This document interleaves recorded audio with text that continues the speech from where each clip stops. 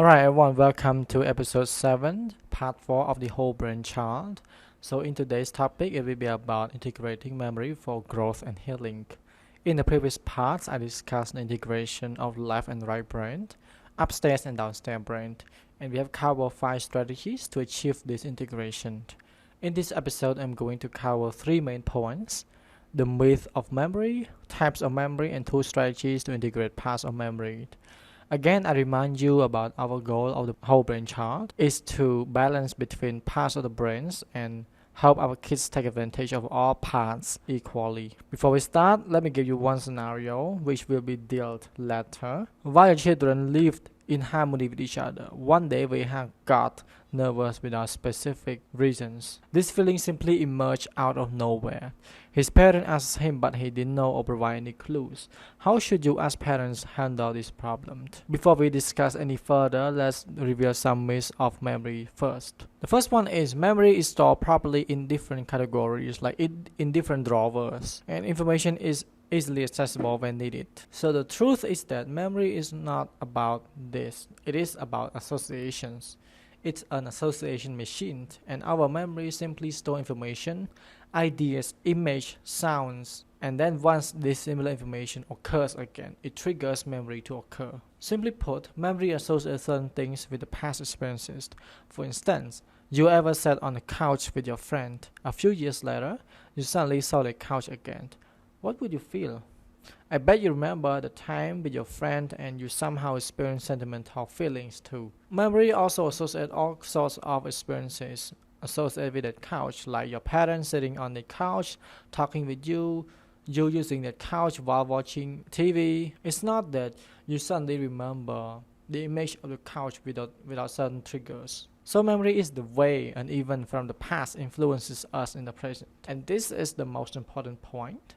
When you have a new experience, that will change the physical makeup of the brain to some extent. So that's good news, because if your brain is hardwired to think in a specific way, there's still a chance that you will be able to alter that mindset through time and effort, especially repeated experiences that you wish to change and shape your brain accordingly. When you, for example, read the book for the first time, this will activate new neurons, the neurons of reading the book. Once you keep reading the book again and again, these neurons will be hardwired. And for example, after you read the book, you do exercises. And so once you keep doing these two activities together again and again, the neurons will be connected. So the next time you finish reading a book, the first thing you can think of is to do exercise.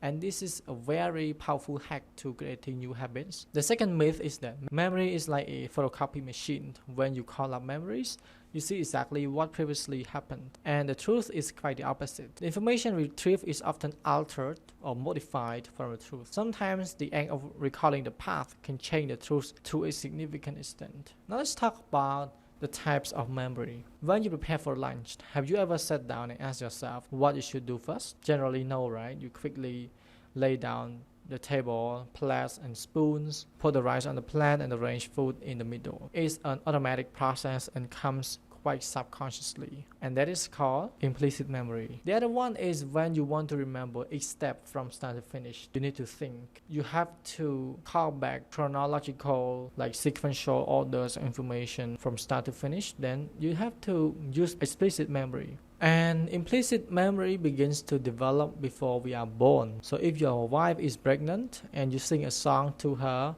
during her last trimester, between 7 to 9 months, a child may be able to remember that song after he is born. He can't sing, but he recognizes the song by opening his eyes wider and becoming more attentive. And implicit memory is encoded throughout our lives. And in the first 18 months, we encode memory implicitly only. This type of memory is powerful. For example, if you always kiss your child after you arrive home, your child will be programmed to expect a kiss or pleasing moments when you arrive home, or probably he's already happy when he hears you coming home, right? On the contrary, if a child unfortunately encounters adverse experiences like domestic violence, harsh pain, that is beyond his ability to bear it, then of course a child may soon develop PTSD, a severe form that is namely post-traumatic stress disorder, which can last into his adulthood. Any similar stimuli like loud screams, aggressive physical touch, or unpredictable events may trigger this mental disorder and cause the child to get nervous. Now let's get back to our scenario. We realized that we had just got nervous without any specific reasons. So this could be that he got threatened by someone, or probably he failed his math subjects and didn't want to let his parents know, or probably he didn't belong to his friends because they formed clique and he didn't belong to them, and that could probably make him feel disappointed with himself and he didn't want to open up. But in general, the cause of this nervousness is because of the implicit memory. Implicit memory creates certain feeling that is sometimes unspeakable, or that is unable to express in details what really happened.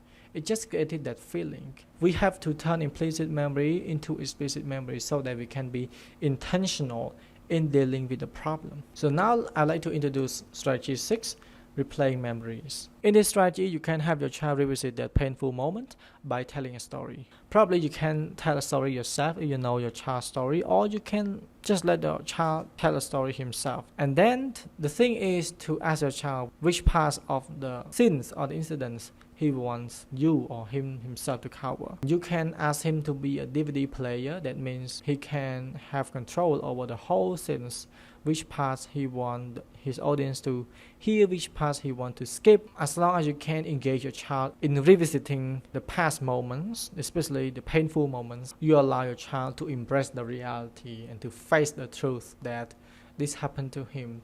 So he could really recover from the situations, understand the truth of the problem, and seeing the problems at a deeper level than trying to avoid the issues and pretending that it would be okay. And let's say in the first phase of your storytelling process, your child did not open up so much, or he just skipped the painful parts. You could just go through the parts that he wanted us to hear, and then once everything is finished, you can just encourage him to talk about the painful moments by trying to be comforting, nurturing, and understanding his emotion. Don't try to force him. Help him go through the process very gently and emotionally. And you can say like this, like, okay, Veha, after you told me a story, it's truly terrifying, and I understand that. However, as of now, you are safe and feeling better. What if you try revisiting that moment again and see what actually happened? It does free you from the emotional trap and allow you to see problems at a deeper level. Most parents prefer to have their children forget the past painful experiences to really solve the problems. They sometimes suppress their child from expressing true feelings and consider that kind of self-expression weakness. In fact, it's not. It's actually the power to self-recovery. The key to recovering from trauma, from anything painful, is to face it, acknowledge it, see it, and then learn from it. And this is the big lessons that you can gain for your child to develop an ability to navigate a complex life and solve further problems later in their life. We want to teach them skills in solving problems, not just skill in forgetting the problems. Strategy 7 is to remember. It's pretty simple. Memory is like brain muscle. It gets stronger as you do more exercises. If you often use your memory more, that will build a stronger brain memory and helps with implicit and explicit memory integration. It's a good exercise for your kids to think back and talk about their experiences. When they leave school, ask them what they did at school, how they diverse, what act of kindness they perform with someone. You can be more strategic if they refuse to answer or provide general answers like it's good or bad. We want to hear them express a variety of emotions and feelings. So you can ask this question like, what two things did you do and one thing you didn't do? And I'll guess. And what part of the day did you enjoy the most? One last thing for us to understand is that to provide the most nurturing parenting for your child, these strategies are just sufficient without examining your life narrative. Sometimes, no matter how well you teach your kids, the historical background of you being raised by your parents also affect how your child pick up feelings and behavior from you. So learn to examine your past. Did your parents ever hurt you? Did they treat you well and provide you with enough care? Did they nurture you and listen to you and value your opinions and raise you to be self-sufficient individuals?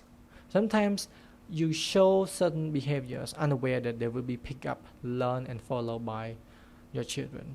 So be careful as parents. Know yourself before you teach your children. Thank you. In the next episode, I'm going to talk about mindset, the power of focused attention. And this is an absolutely important concept for those having wandering mind, especially for on negative things and being able to focus on positive ones. Stay tuned.